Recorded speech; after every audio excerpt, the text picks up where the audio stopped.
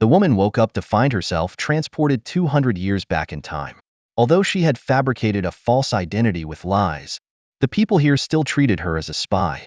During this time, she thought of many ways to escape, but all of them ended in failure. She even nearly caused the death of a young man in the process, especially the Lord's brother, who kept a constant watch over Anna, and no matter where she went, two people were always watching her. This time, Dougal was going on a long trip to collect rents. To monitor her more effectively, he decided to take her along with him. Another chance to return home had appeared. Anna told herself that she must not fail this time. Facing a group of men, she had to pretend to blend in, but in her heart, she was always thinking about how to escape.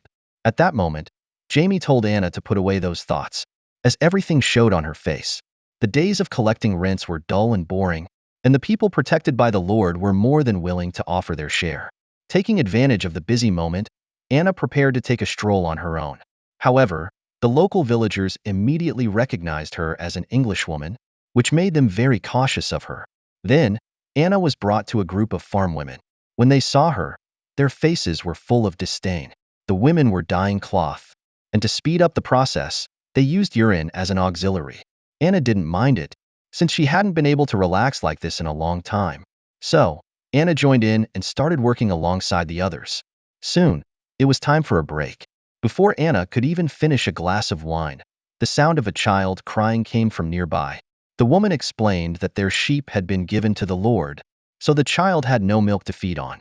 She then inquired about the place called Clayton, since that was where Anna had crossed over from. From the women, she learned that it was a 3-day journey from here. Another woman then appeared, holding a urine bucket, standing in front of Anna. The urine used for dyeing was their own, so they would drink a lot of alcohol during their breaks. At this moment, the slightly tipsy Anna decided to follow the ways of the local women.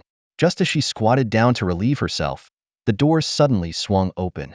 Angus, who was responsible for watching and guarding Anna, had searched everywhere but couldn't find her.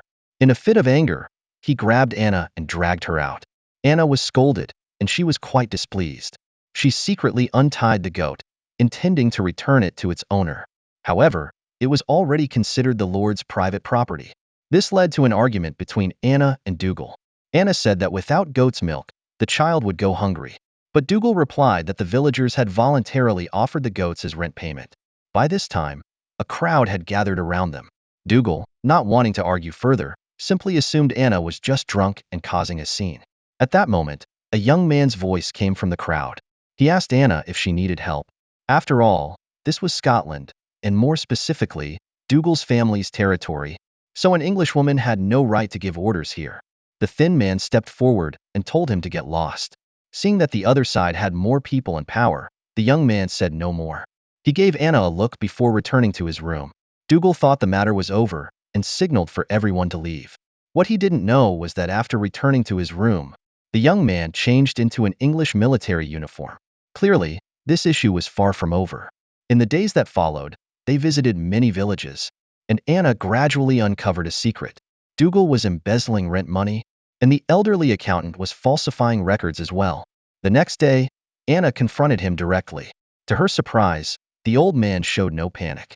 Instead, he praised Anna for her sharp mind and keen observation. Before leaving, he didn't even ask Anna to keep his secret.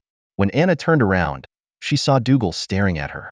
His gaze seemed to pierce through her, as if he could read her every thought.